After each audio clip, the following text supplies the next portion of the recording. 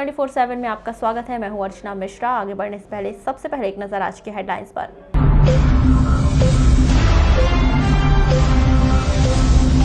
शहर के लोगों के लिए राहत भरी खबर, किर्गिस्तान से लौटी छात्रा के परिजन की नेगेटिव आई report. One nation one ration पर स्थानीय जन का झलका दर्द, बोले अपनी दुकान से बमुश्किल मिलता है राशन। मोबाइल टावर लगाने पर वार्ड नंबर 10 और कोसमी पंचायत के लोगों में आक्रोश। पटवारियों में वेतन काटने से आक्रोश, ऑनलाइन काम का कर रहे विरोध। जिले भर के एक्सीलेंस स्कूल में 11वीं के एडमिशन के लिए अभी करना होगा इंतजार। जिले में चिंता का सबब बनती जा रही है आत्महत्या। 2 महीने के दौरान 3 दर्जन लोगों ने की आत्महत्या। और बजट के अभाव में आईटीआई कर्मचारियों को नहीं मिला 2 माह से वेतन। और अब खबरें विस्तार से। कोरोना वायरस संक्रमण काल के दौरान सरकार चाहे जितने वादे और दावे कर ले कि हर व्यक्ति की सुविधाओं का ध्यान रखा जा रहा है, लेकिन ऐसा होता दिखाई नहीं दे रहा है। बजट के अभाव में जिले के 4 आईटीआई, बालाघाट, लांजी के पाल डोंगरी, बिरसा आईटीआई और परसवाड़ा आईटीआई के कुल 45 सीनियर कर्मचारियों को 2 महीने से वेतन का वितरण नहीं किया गया। ऐसा नहीं है कि इस दौरान कर्मचारियों के द्वारा अपनी वेतन के लिए आवेदन नहीं किया गया हो, बावजूद इसके कि बजट का अभाव बताकर वरिष्ठ स्तर से पल्ला झाड़ लिया जा रहा है। सभी कर्मचारी नहीं, कुछ कर्मचारी हैं और लगभग सभी सीनियर्स कर्मचारी हैं जिनको पेमेंट नहीं हुआ है 2 माह से। तकलीफ तो है सबको, ऐसे समय पेमेंट नहीं होने की तकलीफ है। और नहीं होने की वजह यह है कि बीसीओ में जो बजट दर्शाता है वो नहीं दर्शा रहा है। लगभग 45 कर्मचारी ऐसे हैं जिनको तनख्वाह भी मिलने की बाकी है, क्योंकि हमारी आईटीआई जो है सिर्फ बालाघाट नहीं आती। हमारी आईटीआई के अंतर्गत यहाँ से जो तनख्वाह मिलती है पाल डोंगरी, बिरसा, परसवाड़ा और बालाघाट। जिले के नक्सल प्रभावित क्षेत्रों में निवासरत लोगों को खेती के गुर सिखाने और उन्हें मुख्य धारा में बनाए रखने के लिए बीते वर्ष चलाई गई योजना को कृषि विभाग आगे नहीं चलाएगा। आपको बता दें कि बीते वर्ष जिले के बिरसा, परसवाड़ा, लांजी तहसील के 10 गांवों का चयन किया गया था। यहां के 1 सैकड़ा से अधिक किसानों को बीज बोने से लेकर फसल उत्पादन, कटाई, बुआई और फसल बिक्री की पूरी जानकारी दी गई थी। यह कहे कि इन किसानों को पूरी तरह से गोद लिया गया था, जिससे कृषि विभाग के अधिकारी स्वयं मानते हैं कि उन किसानों के उत्पादन में 30% की वृद्धि हुई थी। योजना इसलिए बनाई गई थी कि अब लगातार प्रक्रिया चलती रहेगी, जिससे नक्सल प्रभावित क्षेत्र के लोग खेती के गुर सीखे और मुख्य धारा में बने रहे। लेकिन इस वर्ष कृषि विभाग ने वरिष्ठ स्तर से बजट आवंटित नहीं किया, इसलिए इस योजना पर ब्रेक लग गया है। हमें एसपी महोदय, पुलिस प्रशासन और कलेक्टर महोदय के सहयोग से नक्सल प्रभावित 10 गांवों को ऐसा ने गोद लिया था, जिसमें एक किरनापुर ब्लॉक का था, 4 हमारे बैयर ब्लॉक का, जिसके लांजी ब्लॉक के थे और 4 ग्राम वहाँ के थे, 5 ग्राम वहाँ के थे बिरसा ब्लॉक के। वहाँ पे हमने खाद बीज पूरा निःशुल्क किसानों को दिया हुआ था और इसके काफ़ी अच्छे परिणाम हमको मिले हैं। लगभग 30 से 40% वहाँ की उपज बढ़ी है। उनको प्रशिक्षित भी किया गया था किसानों को। और जो SRI विधि है, क्योंकि धान हमारी प्रमुख फसल है, धान का और तुअर का बीज हमने उन लोगों को प्रदान किया गया था, उससे काफ़ी अच्छे रिजल्ट्स मिले थे, किसानों को बहुत अच्छी मिली। लेकिन इस वर्ष जैसी कोई योजना नहीं है। पिछले साल ही इसका खरीद में हमने उसका उत्पादन दिया। जिला मुख्यालय से सटे ग्राम कनकी स्थित बटालियन 36वीं वहनी कैंपस का विस्तार किया जा रहा है, जिसके चलते शासन द्वारा किसानों की भूमि अधिग्रहण करने की प्रक्रिया शुरू कर दी गई है। इस प्रक्रिया के तहत गांव के 50 से 60 किसानों की जमीन को अधिग्रहण करने का कार्य किया जा रहा है, जिसके एवज में शासन द्वारा किसानों को मुआवजा राशि दी जानी है। लेकिन ग्रामीण मुआवजे की राशि बढ़ाए जाने और भूमि अधिग्रहण के एवज में परिवार पर एक व्यक्ति को शासकीय नौकरी दिए जाने की मांग पर अड़े हुए हैं। अपनी इन्हीं मांगों को लेकर बुधवार को ग्राम कनकी से आए हुए कुछ ग्रामीणों ने कलेक्टर कार्यालय में अपनी 6 सूत्रीय मांगों को लेकर ज्ञापन सौंपा, जिसमें उन्होंने भूमि अधिग्रहण की मुआवजा राशि 50 लाख रुपए प्रति एकड़ के हिसाब से दिए जाने और परिवार के एक सदस्य को शासकीय नौकरी दिए जाने की मांग की। वही मांग पूरी न होने पर शासन को अपनी जमीन का अधिग्रहण न करने देने की चेतावनी दी है। कनकी में जमीन है, 36वीं वाहिनी में गई है आपकी जमीन? 36वीं वाहिनी में कितनी गई है? वहाँ पे मेरी तो 5 एकड़ है। अच्छा, कितने लोग हैं ऐसे जिनकी गांव वाले जिनकी ज़मीन गई है 36वीं वाहिनी में? 60 लोग हैं। 60 लोग हैं। तो अभी क्या दिक्कत आ रही है? पैसा कम दे रहे हैं। कितना दे रहे हैं प्रति हेक्टर? हेक्टर 16 लाख और एकड़ में 7-8? हाँ, 60 वो भी नहीं चाहिए, 6.5 आएगा मान लो। 6.5 लाख रुपए एकड़। हाँ। तो आपका क्या है कि कितने की ज़मीन होगी वो आपकी? आप कितना मांग करते हैं? ज़मीन तो मान लो वहाँ पे रेट तो 50 लाख रुपए चल रहा है। 50 लाख रुपए एकड़? जी, अपने जहाँ ज़मीन में फंसी है उस साइड में 50 लाख रुपए हेक्टर चल रहा है। आप क्या मांग करते हैं प्रशासन से? बढ़ा के दिया जाए, 4 गुना बढ़ा के दिया जाए। और यदि बढ़ा के नहीं देते हैं तो क्या आप लोग जमीन देंगे या नहीं देंगे गवर्नमेंट को? नहीं देंगे। वही जो रेट है बहुत कम है। अच्छा, कितना दे रहे हैं? वही 8 लाख के, इससे हमारी ज़मीन तो थोड़ी कम ही है मतलब। तो आपकी ज़मीन 36वीं वाहिनी में फंसी हुई है। हाँ। तो क्या बोल रहे उससे ऊपर नहीं देंगे बने रेट? अभी उससे ऊपर तो नहीं देंगे करके बोले थे, हमने वहाँ छावनी में बात किए थे तो उन लोगों ने नहीं बोल दिए थे और ज़बरदस्ती में साइन भी ले ली हैं सब लोगों से, बोले कि साइन करो। कितने लोगों ने साइन कर चुके हैं? लगभग 50 लोग 90% कर चुके हैं। सबने साइन कर दिए? वही कि हमारी जो ज़मीन का जो रेट है वो सही किया जाए। मंगलवार की सुबह जब शहर के इतवारी गंज स्थित एक परिवार को स्वास्थ्य विभाग और नगरपालिका द्वारा एम्बुलेंस पर बिठाकर क्वारंटाइन सेंटर गायखुरी भेजा गया, तब पूरे शहर में चर्चा का दौर शुरू हो गया। लेकिन बुधवार को एक राहत भरी खबर स्वास्थ्य विभाग की ओर से मिली है कि उस परिवार के सभी सदस्य और काम वाली बाई की कोरोना सैंपल की रिपोर्ट नेगेटिव आई है। दूरभाष पर चर्चा के दौरान मुख्य चिकित्सा और स्वास्थ्य अधिकारी डॉक्टर मनोज पांडे ने बताया कि इतवारी गंज स्थित एक परिवार की पुत्री किर्गिस्तान से बीते दिनों वापस लौटी है। परिजनों ने ये बात स्वास्थ्य विभाग और नगर पालिका से छुपाई थी, जिस कारण उन पर मामला दर्ज कर उन्हें क्वारंटाइन किया गया था। बुधवार को मिली रिपोर्ट के अनुसार तो छात्रा के परिजन और उनके घर पर काम करने वाली काम वाली बाई सभी की रिपोर्ट नेगेटिव आई है, जो कि एक तरह से शहरवासियों के लिए भी राहत भरी खबर है। बता दें कि मंगलवार को जैसे ही उस परिवार के सदस्यों के साथ साथ काम वाली बाई को एम्बुलेंस में बिठाकर ले जाया गया, तो पूरे शहर में चर्चाओं का दौर शुरू हो गया कि यह काम वाली बाई अमुक अमुक घर में काम करने जाती है। अगर ये काम वाली बाई पॉजिटिव आती है तो उन घर वालों का क्या होगा, उनसे मिलने वालों का क्या होगा?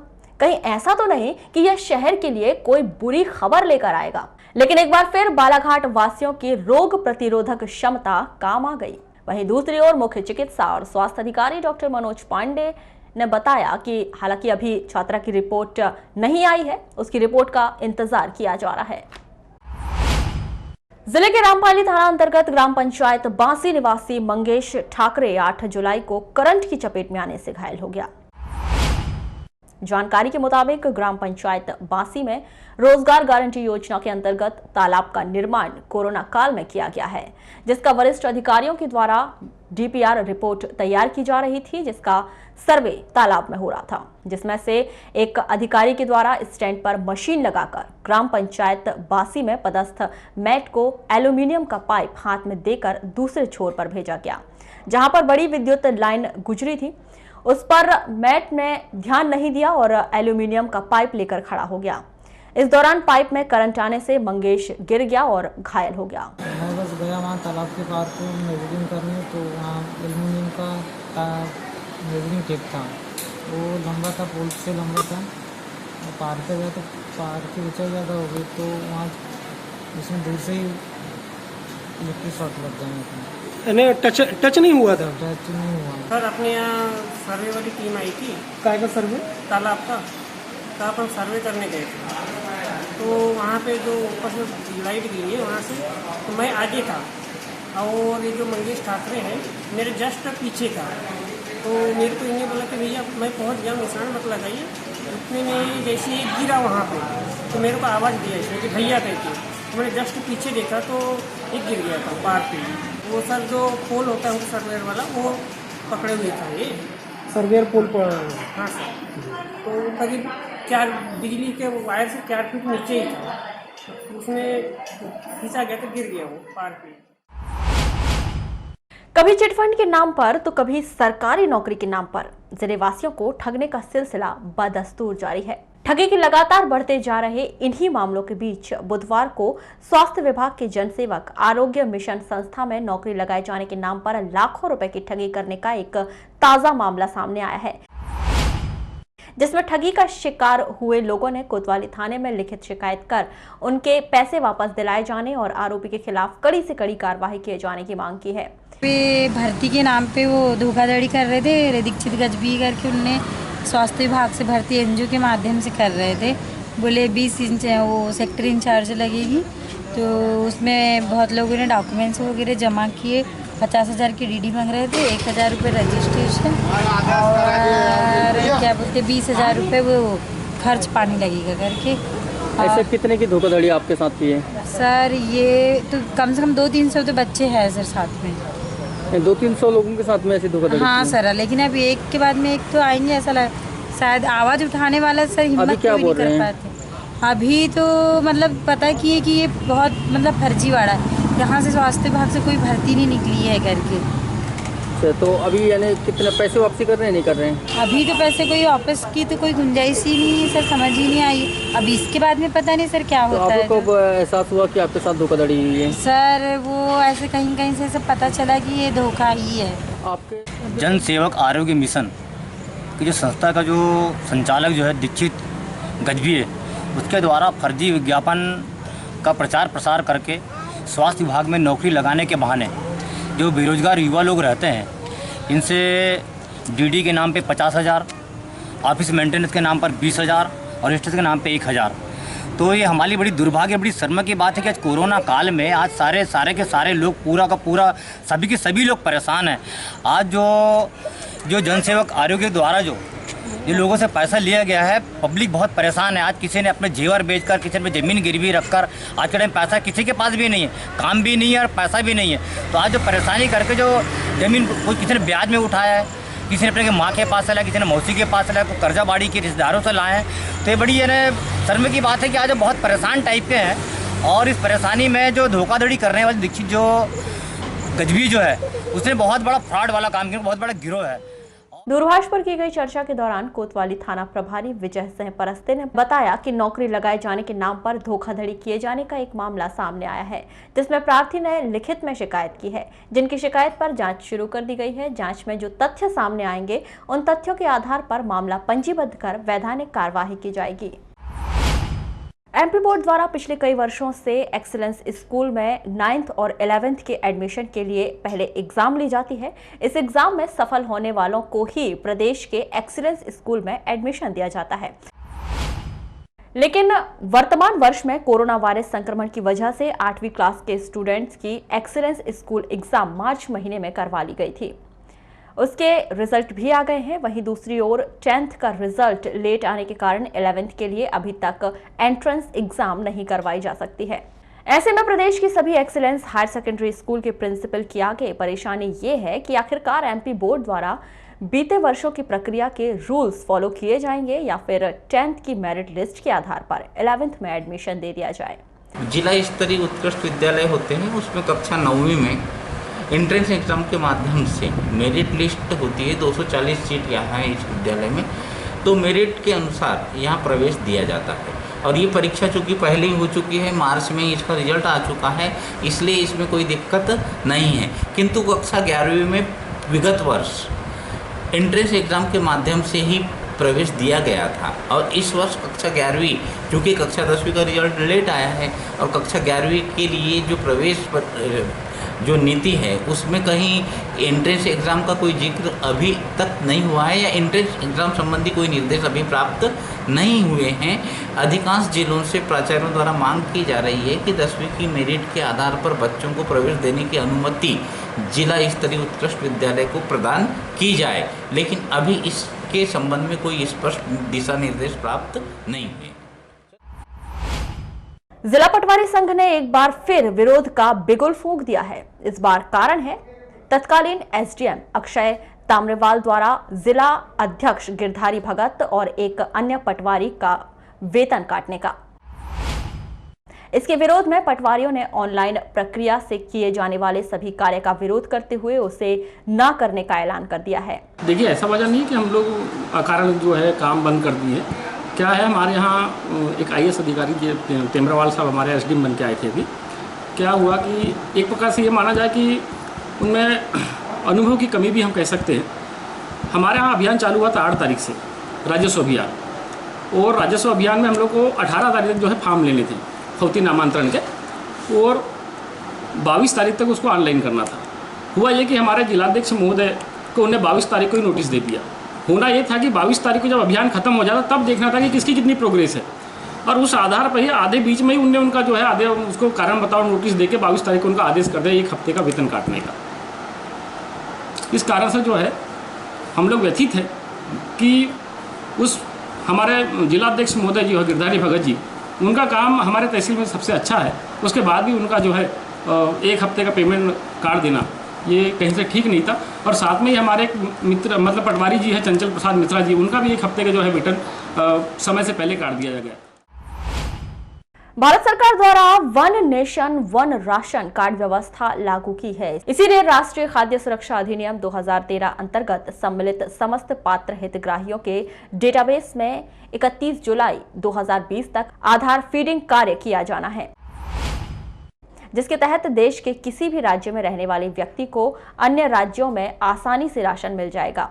इस विषय पर जब हमने शहर के अलग अलग वार्डों के स्थानीय जनों से चर्चा की तो उन्होंने बताया कि उनकी खुद की दुकान पर उन्हें राशन बमुश्किल मिलता है। कई बार उंगलियों के निशान नहीं मिलने पर उन्हें वापस कर दिया जाता है, तो कई बार राशन का आवंटन नहीं होने की वजह बताई जाती है। यहाँ पे अंगूठा नहीं आता है और राशन नहीं मिलता, तो सर्वर डाउन नहीं होता। यहाँ पे सर्वर डाउन की समस्या बता दें। चावल नहीं मिलता, गेहूँ नहीं मिलता, शक्कर नहीं मिलता। किस वजह से नहीं मिलती ये सब चीज़ें? अंगूठा नहीं आता यहाँ पे। जैसे कि राशन दुकान जाते हैं, कभी काल यानी उस पे फिंगर्स जो लगाते हैं ना, कभी काल सर्वर नहीं आता। क्या परेशानी होती है इससे? इससे यानी कभी सर्वर नहीं आता तो दूसरे दिन बुलाते हैं। तत्काल में राशन नहीं मिलता? नहीं, गेहूँ और चावल नहीं, अगर गेहूँ रहता है तो गेहूँ देते हैं और चावल नहीं रहता तो दूसरे दिन बुलाते हैं। क्या बोलते हैं? आप लोग पूछते हो कि क्यों नहीं दे रहे हो तो क्या बोलते हैं लोग सोसाइटी संचालक? वो बोलते हैं कि अभी राशन नहीं आया, जब आएगा जब यानी आ जाना ले। ऐसा अधिकांश हुआ है? हाँ हुआ है। उसमें बोलते हैं फिंगर नहीं आ रहा है आपका, आप मत आया करो, घर में जो बच्चे हैं उनको भेजा करो। तो फिंगर नहीं मिलने का क्या कारण बताते हो? फिंगर नहीं आता आपका, पता है क्या कारण है? तो वो तो कारण वारण हमको नहीं बताते और बोलते फिंगर नहीं आ रहा है आपका। और किस प्रकार की समस्याएं आती है आपको राशन लेने में? वही है, मतलब फिंगर नहीं आता तो आप क्यों आते हो, बच्चों को भेजाओ। और किस प्रकार की समस्या आती है राशन दुकान में राशन लेने में? राशन अभी खत्म हो चुका है, बाद में आना, ऐसे बोल देते हैं।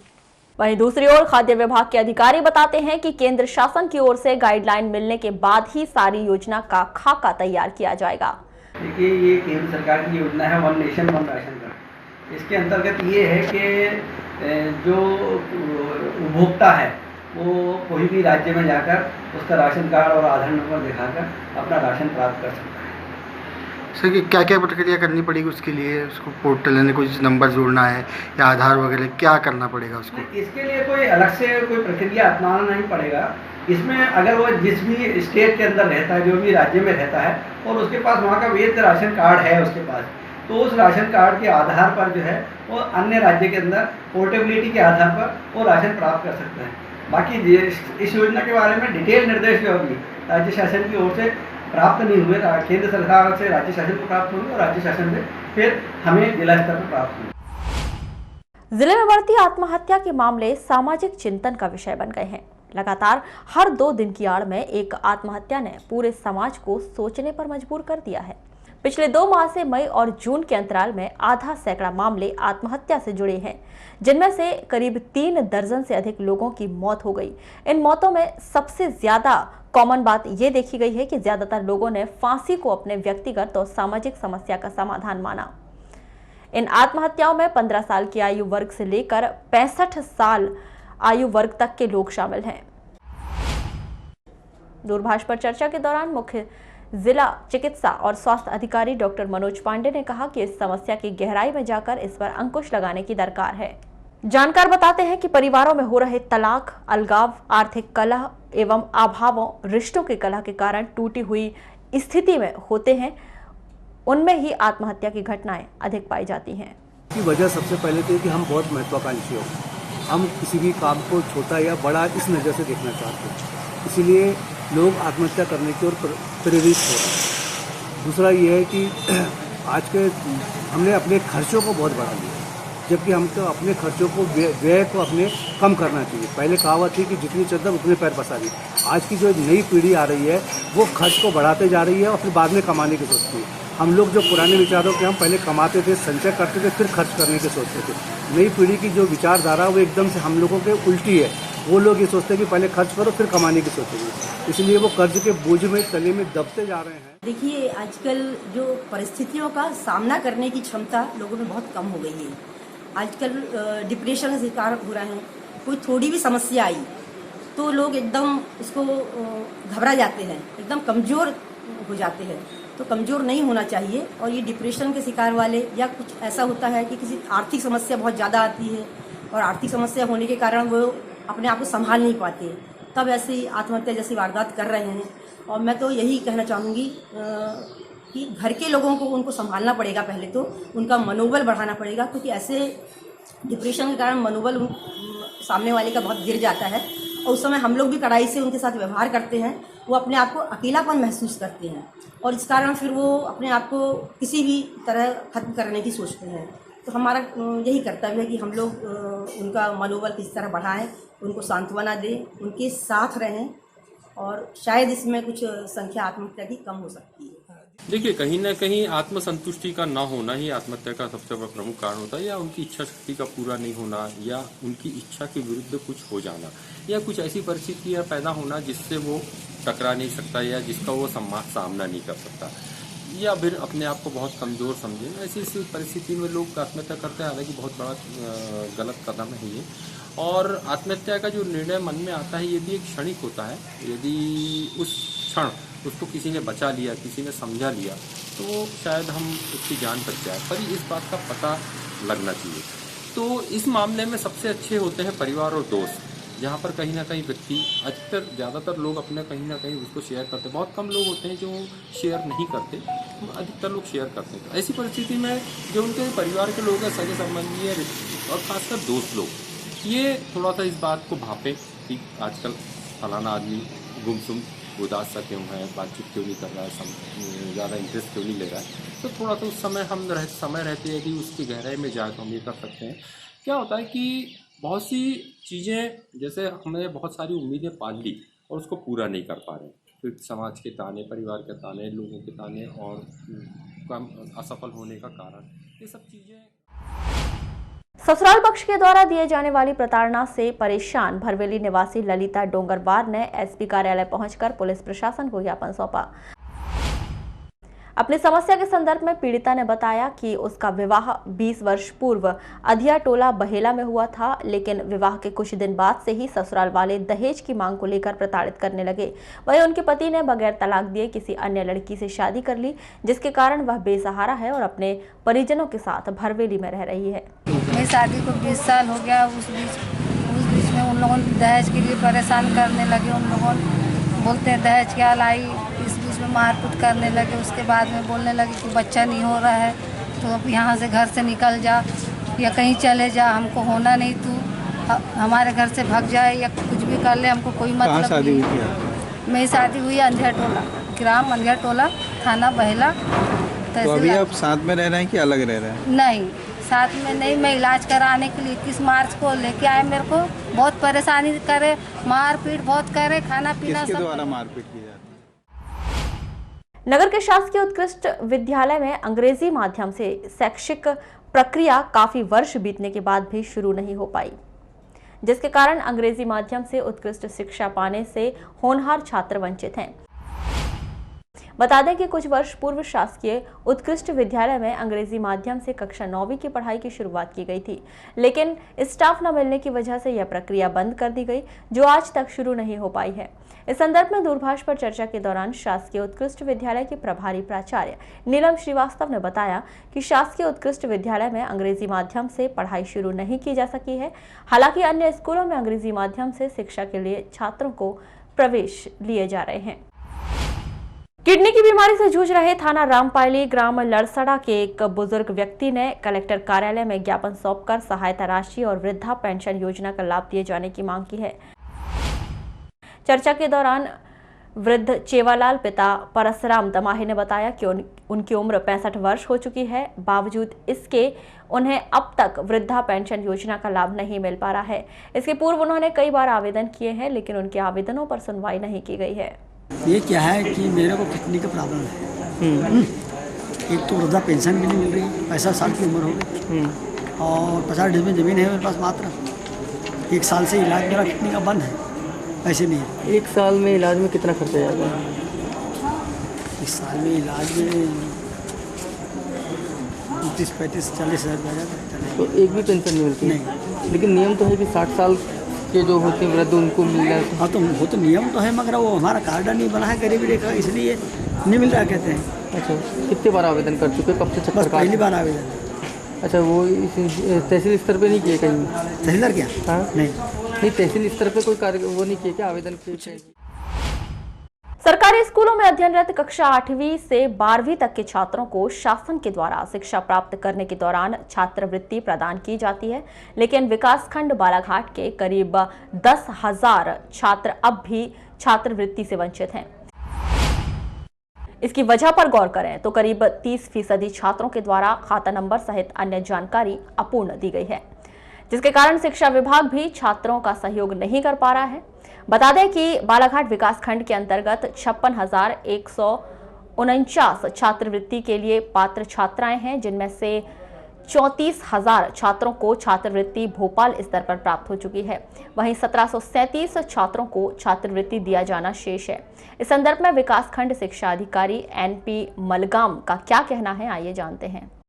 जो अपने विकासखंड के अंतर्गत जो स्कूलें हैं उनमें जो छात्रवृत्ति पात्रधारी बच्चे हैं उनके लिए स्कूलों से ही सारी कार्रवाई की जाती है, स्वीकृति आदि की। इसके बाद उनके खाते में सीधे छात्रवृत्ति भोपाल से ही 1 क्लिक के माध्यम से डाली जाती है।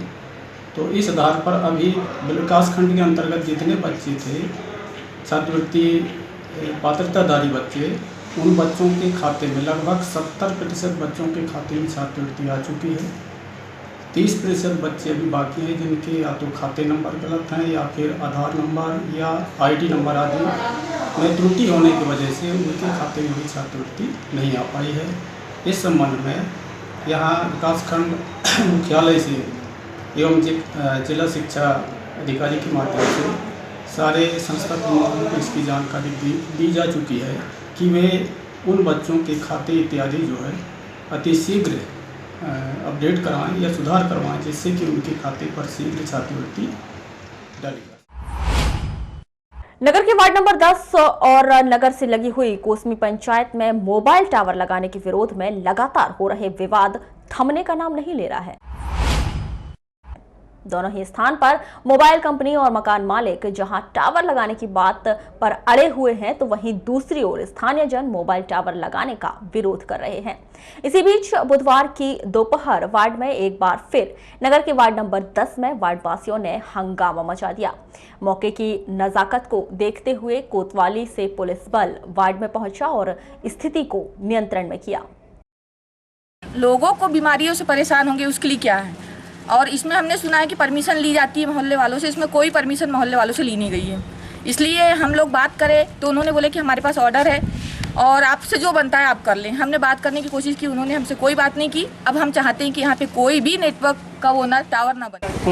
यहाँ हम लोग BP वाले, शुगर वाले और उससे छोटे छोटे बाल बच्चे हैं हमारे सबके, और ये टावर लगेगा तो और हम लोग कितने बीमार पड़ेंगे। पुलिस आई थी अभी? जी हाँ, पुलिस आई थी। हाँ। हमने उनसे भी यही बोले कि सर हम यहाँ नहीं लगने देना चाह रहे हैं, क्योंकि उससे बहुत नुकसान है। तो उनका कहना यही है कि उनके पास परमिशन है, आप कुछ नहीं कर सकते क्योंकि उनके पास लिखित में कागज है। तो वो हमको देना तो। और हमसे लेकिन उनने परमिशन नहीं लिए, मोहल्ले वालों से किसी से उनने ये नहीं पूछा कि हम यहाँ पे टावर लगाना चाह रहे हैं तो हम लगा सकते हैं। जनता बोलती है कि नहीं, यहाँ पर टावर का सामान भी खाली नहीं होना चाहिए। तो टावर लगाने की परमिशन है? हाँ, सब चीज़ है ना, डॉक्यूमेंट आपको उस दिन दिखाया था मैंने। तो ये परमिशन नहीं मान रहे क्या? नहीं मान रही है, कानूनी कार्रवाई को भी वो जीरो मान रहे हैं। अब कैसा करेंगे? अब जो प्रशासन करे, अपन इसकी सूचना थाने में देंगे, गाड़ी जिसकी है वो खाली होगी। क्या नाम आपका? अब्दुल रहमान। कोतवाली थाने में एसआई वीरेश सिंह कुशवाहा ने वैधानिक कार्यवाही किए जाने की बात कही है। एक व्यक्ति कल शाम को थाने पे आए थे और उनके मकान में कोई टावर लग रहा था, टावर का सामान की गाड़ी आई हुई थी, तो उसमें कुछ मोहल्ले वाले विरोध कर रहे होंगे तो आए हुए थे थाने पे, उन्होंने बताया था। तो वही मौके पे हम लोग भी स्थिति देखने आए थे। तो मोहल्ले वालों का कहना है कि साहब वो रेडिएशन निकलती है और पतली गली है, आसपास मकान है, तो हम लोग यहाँ टावर नहीं लगने देंगे।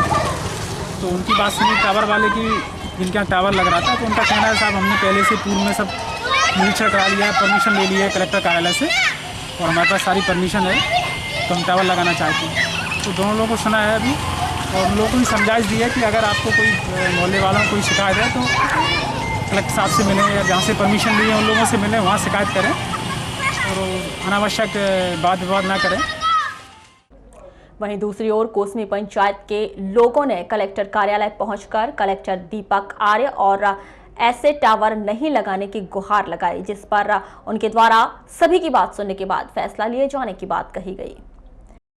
ग्राम पंचायत कोसमी के वार्ड नंबर 12 का यह मामला है, जहां पर एटीसी टेलीकॉम का जो है मोबाइल का जो टावर लग रहा है वहाँ पे, जिसमें कि वहाँ पे जो आजू बाजू के जो लोग हैं और उस वार्ड के, यहाँ तक कि ग्राम पंचायत कोसमी के सभी निवासियों का आपत्ति है कि उस जगह पे जो है टावर ना लगाया जाए, क्योंकि आजू बाजू रहवासी क्षेत्र है और वहाँ जो जगह जिस जगह पे लगाई जा रही काफ़ी कम जगह है। आजू बाजू के सभी मकानों में जो है अभी बारिश के जो बारिश हुई 2 दिन पहले, तो वहाँ पे कई मकानों में उस टावर जहाँ पर काम चालू हो चुका है, उस कारण से वहाँ पानी लोगों के घर में भी घुस रहा है। आबादी का क्षेत्र है, लोगों की आपत्ति है, इस कारण से सभी लोगों ने आपत्ति दर्ज कराई है कि वो उस स्थल पे न लग के कम से कम ग्राम पंचायत जो रहवासी क्षेत्र है उससे 1 किलोमीटर दूर खाली जगह है, चाहे जिसके घर में निजी भूमि में लग रहा है उसकी अन्य भूमि भी है, वहाँ भी वो लगा सकते। तो ये थी अभी तक की खास खबरें। अगले न्यूज बुलेटिन के साथ फिर मुलाकात होगी, तब तक के लिए नमस्कार।